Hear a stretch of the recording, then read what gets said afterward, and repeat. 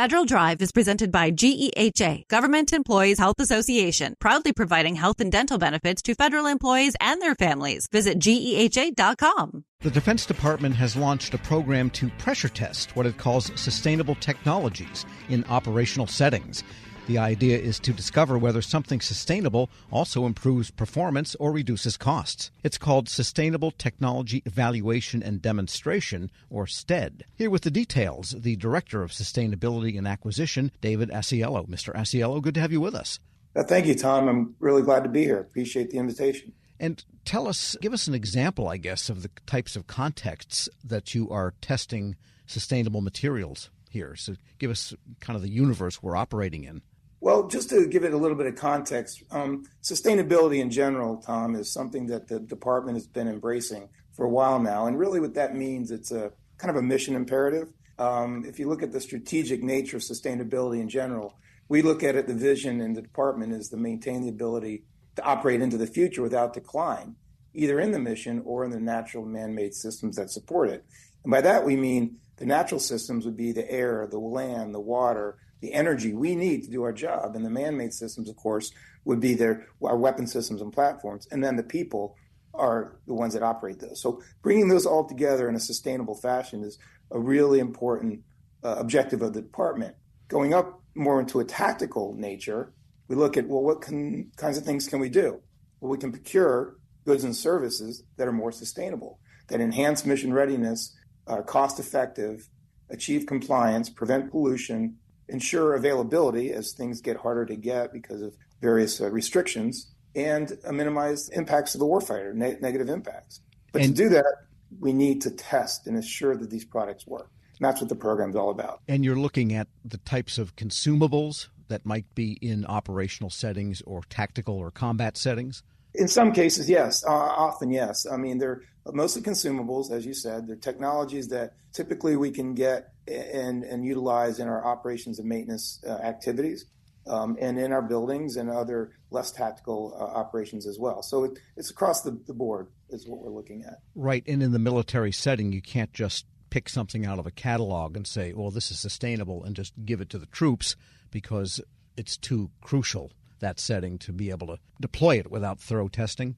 Exactly right. It's exactly right. We need to make sure that the products do work, that these technologies do work. If they don't work, we're not going to pursue them.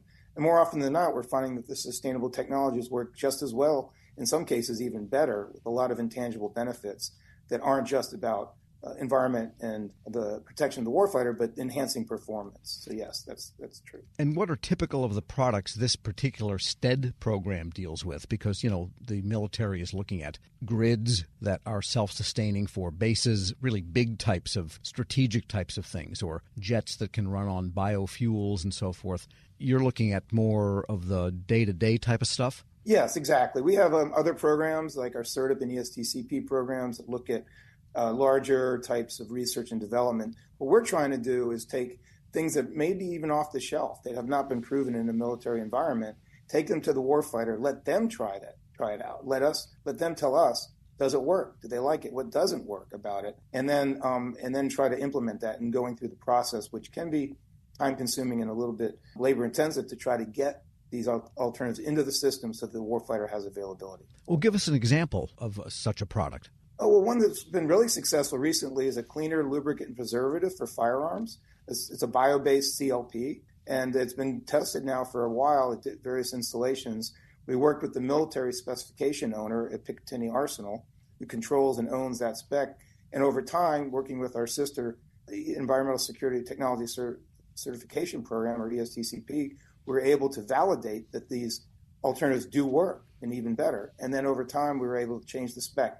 It wasn't easy. The spec is very, very restrictive, but we had to meet all the requirements to make sure we could get it in the system. And Since we've done that now, we're eliminating the non-bio-based spec. Right, and just a couple of detail questions here. Chemical, lubricant, preservative, that's one liquid that does all three of those things? Yes, sir. Years ago, the military determined that having three different chemicals, or a cleaner, a lubricant, and preservative was not logistically effective back in the 60s. So they moved and developed one product that has all three of those properties. Right, and I guess that would be good for anybody then if it serves, say, the Marine Corps or the Army in the demands they put on weapons. It's probably good for the average hunter, too, I imagine. Oh, absolutely. I mean, we've actually worked with other federal agencies, like some of the security agencies, for their weapons, and the police force. And it's for all that. And definitely outdoors, it's one of the products they do like a lot. We're speaking with David Asiello. He's Director of Sustainability and Acquisition in the Office of the Assistant Secretary of Defense for Energy, Installations, and Environment. And once you discover something like this could be a commercial product, this particular liquid that does all of those things for weapons, then you have the challenge of getting it into the system. I mean, would this be normally supplied by the Defense Logistics Agency, or does it come under the Ordnance Acquisition, which is, not DLA, but, some other branch? Yeah, in this case, it comes under the Defense Logistics Agency, but there are a variety of other products, is why we work very closely with our other agencies like GSA, who do provide a lot of products to the department. As a matter of fact, not that long ago, my previous Deputy Assistant Secretary, Richard Kidd, signed an MOU with GSA that if products pass our testing in the STED program, GSA will fast-track those into the system as meeting the requirements. And just continuing with this example, you go to the average gun shop, there's maybe 15 brands of this, that, and the other that all do the same thing. For the volumes and the criticality of supply and reliability of the supply chain that the Defense Department needs, or the government, I guess you could say, if everyone adopts this particular product, what do you do to ensure that the supply is sustainable from a volume and reliability of delivery standpoint? Yeah, great question. So what in this case, specifically, we were not going to move to a bio-based CLP solely until we had several qualified products. So the owner of the specification ensured that we have multiple products available, so it's not sole sourced. We don't have to rely on a company or one supplier, so that we have that capability and ability, because we definitely cannot have our warfighter without the products they need to do their job. And have you ever tried out something under the STED and the operational units testing it come back and say, nope, this doesn't work? Yeah, actually, it's true. It doesn't work as well. It has to work as well or better. And in some cases, we go back to the manufacturer and give them the opportunity to reformulate or try it out again as the warfighter tells us what the problems were. And in some cases, that doesn't come to fruition, but in other cases, it has. Anything else in the pipeline that's interesting? Oh, there's so many. We have a website that you can, the Sustainable Products Center, which is open to the public. There's so many technologies that we've been demonstrating over time. One that I think it doesn't sound super sexy or anything, but it's the bio-based sorbents, which is fantastic. It has so many properties that are great for if you have a motor pool or you spill hydraulic fluid or engine oil as you're repairing your vehicles. It works way better than what we've been currently using, clay-based sorbents and kitty litter and other things that are harmful to human health, but also it reduces waste. It's cost effective. It works better. There's so many of these examples. Energy efficient doors we've been putting in many of our installations. Bio-based hydraulic fluids. There's an example if I have time. Sure. We put a Marine Corps Mountain Warfare Training Center out in California is where we do all of our cold weather training for the Marines.